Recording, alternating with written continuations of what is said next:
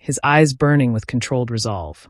There are others, men and women. Choi crushed, silenced, erased. They are done hiding, Minwoo. They are ready to testify, even if it costs them everything. Beck's expression shifted, uncertainty flickering through his anger. My men are already in every country Choi has ever operated in, Ryu continued. They are collecting evidence. Every crime, every bribe, every murder. Nothing will be buried this time. He stepped closer, his voice firm. I want everything your investigators gathered 8 years ago. Every file. Every name. And I want you, Ryu said pointedly, as the prosecutor who ends Choi Sik-jun. For the first time since Ryu arrived, Baek Min-woo leaned forward. And what if he escapes again? He asked quietly. Ryu met his gaze without hesitation.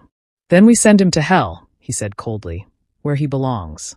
That same morning, the heavy iron gates of the prison creaked open.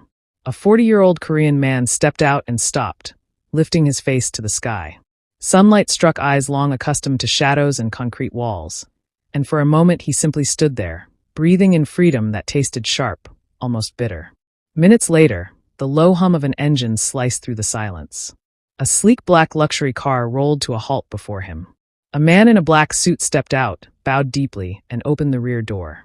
Boss, he said respectfully, gesturing toward the back seat.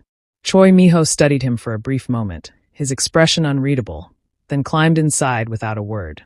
The door shut with a soft, final click. As the car pulled away, Miho leaned back against the leather seat, his gaze fixed on the window.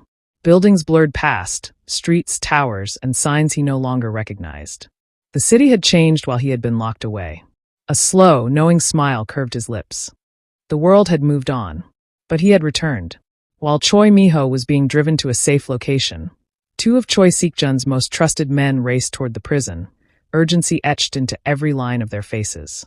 By the time they arrived, it was already too late. Choi Miho was gone. One of them immediately pulled out his phone and dialed Sik-jun, his voice tight with tension. Boss, he's gone. Sik-jun listened in silence, his fingers tapping lightly against the armrest of his chair.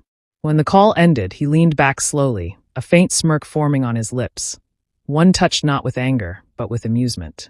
I didn't know my brother still had loyal dogs, he murmured, his tone laced with intrigue rather than irritation. This game would be interesting. 1 hour later, the car arrived at a fortress-like mansion hidden deep within a